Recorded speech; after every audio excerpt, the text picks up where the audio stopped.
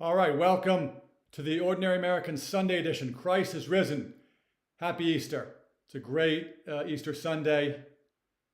I thought I'd jump on and do a short 15-minute video on something that got a little bit of attention in some of our shorts over the past week.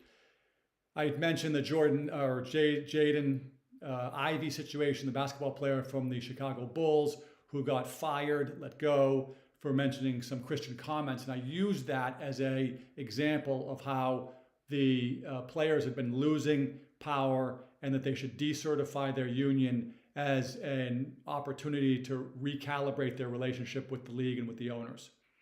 Got some comments that said, can you explain that? So we thought we'd jump on here. It's a lighter topic. It's a pretty good topic. I like it. I love sports. So I figured we'd do a few minutes and talk about that. Hopefully generate some discussions. Okay. So the basic premise is that the players don't make enough money. How's that for provocative? Some of you are saying, wow, they make so much money, and Ohtani with his 700 million and et cetera, et cetera. But I'm going to bring up the great Thomas Sowell. I can work Thomas Sowell into anything. He's that brilliant. The great Thomas Sowell always suggests we ask the question, compared to what? The players make a lot of money compared to what?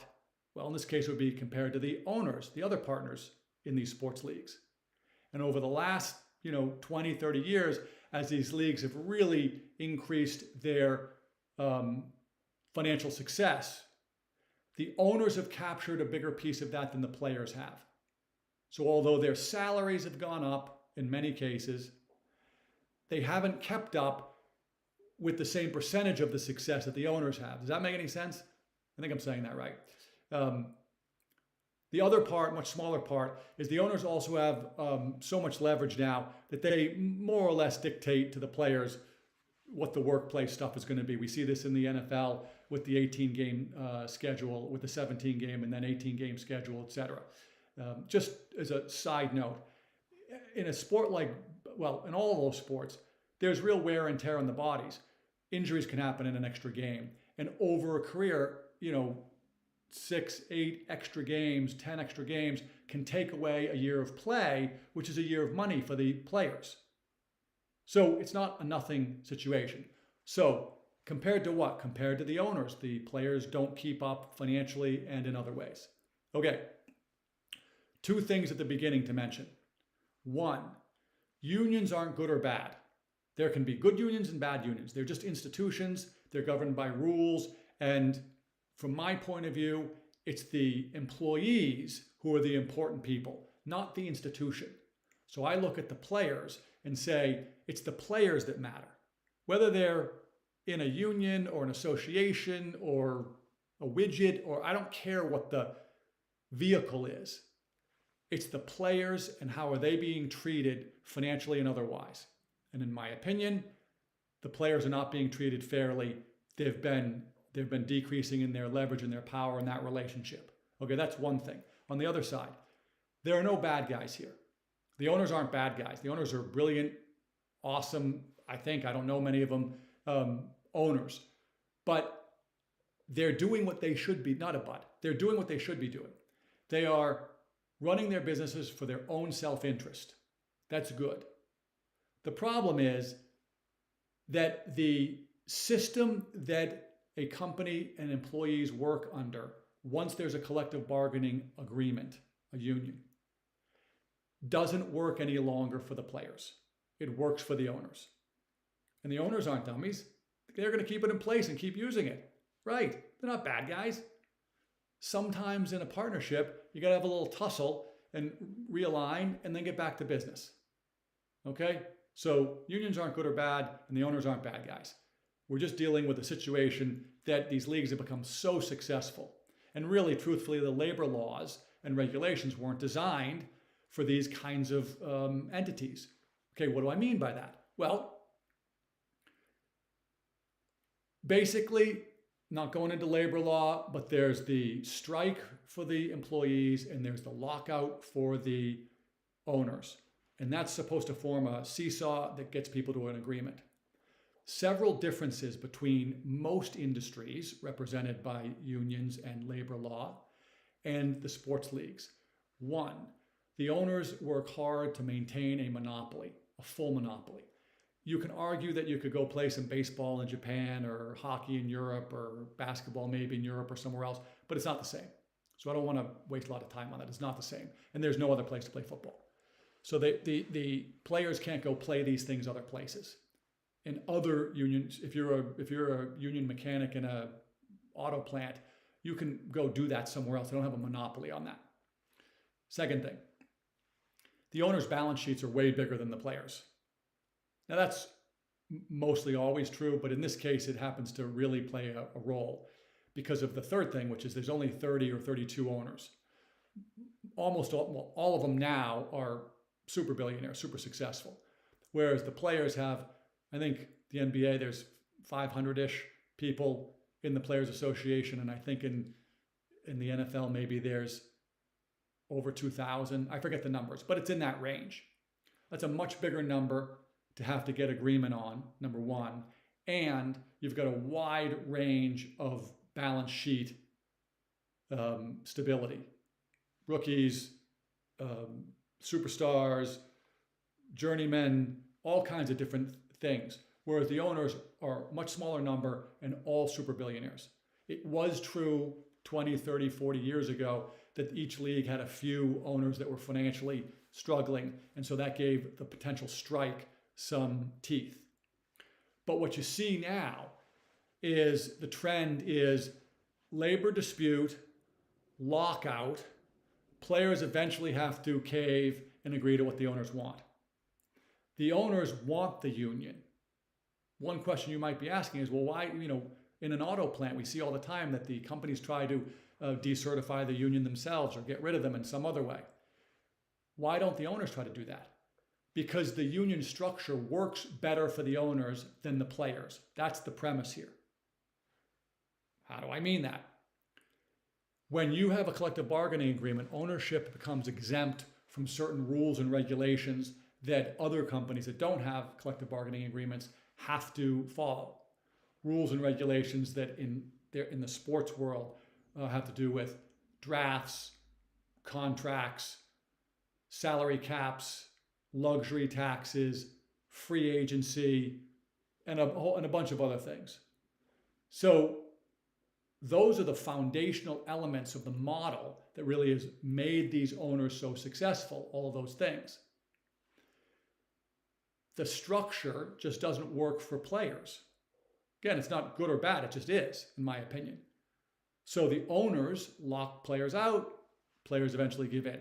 Okay, I was reading over the weekend that the MLBPA, who's going into a tough labor fight now, they've amassed $500+ billion in a fund to sort of help them in their fight. But the article also mentioned that the owners have over $2 billion. So even before the owners would have to sort of tap other businesses that they have or personal wealth, they got $2 billion compared to the players' $500 million-ish. So it's not really going to be a fair fight. And I even read where the new executive director of the MLBPA sort of said, yeah, well, it's definitely going to be a lockout.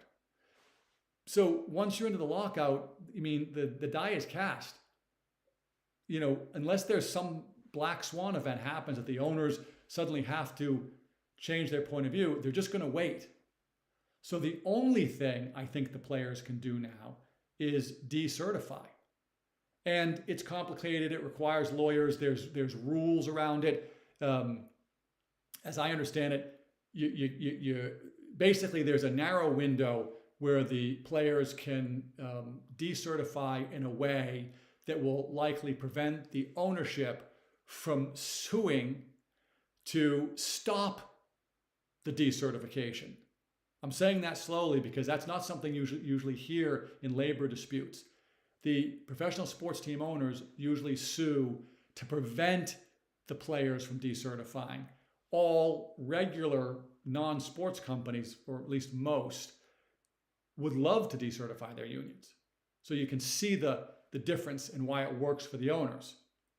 So it's really that simple, is that in the case of the MLBPA, which is the next sort of big fight coming up in sports in terms of labor, I think the window is like September 2nd to October 2nd, that through various court fights in the past, it's sort of been laid out that there's this 30-day window that they have to decertify in. And if they do that, then the decertification can exist legally. Okay, why is that important? Well, that's important because once decertified, the owners lose all those special privileges I mentioned before.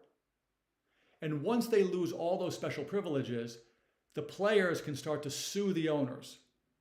And there's something called treble damages or triple damages that can go along with these things. And the leagues, think about it. It would be great for the players if there was no salary cap, complete free agency from day one, no draft, nothing. I mean, the owners, Jerry Jones would have every great player that there is.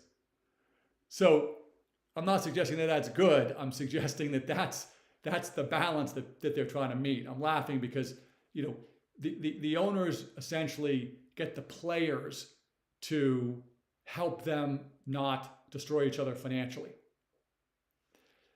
So if once decertified, the players can then start filing lawsuits, and what that will end up leading to is a resolution. Now, the players should not go into it thinking that we decertify to get to a resolution because the courts have said you can't do that. I'm oversimplifying. But the NFLPA decertified back in the 80s. And this exact sort of process played out. And that's when the players made their biggest gains ever towards free agency. They did get a salary cap, but it was sort of a trade. But that's what I mean when I say that every once in a while, a partnership needs to go through a little bit of a tussle to reorganize things. And I think that the players and the league and the owners can end up better. But it requires a bit of a fight. I think that the players probably could do more direct deals with sponsors themselves, because after all, we fans like the players. The owners are great. We need them, but we don't root for an owner. We root for players. So our connection is to players. So the basic premise is that Ivey situation really highlighted, like, the Chicago Bulls should not be able to fire that player because he made some comments from his Christian faith about Pride Month. We'll skip over for the second. Why are all these leagues so far left? Again, the premise of The Ordinary American is anti-leftism. But we'll come back to that another day. But they shouldn't be able to fire the guy. And they also shouldn't be able to just dictate all the rules and sort of capture more and more of the economic benefit. Some things that a lot of fans don't really realize. The players don't get 50% of the revenue. They get 50% of a specifically defined revenue, which includes certain items and excludes others.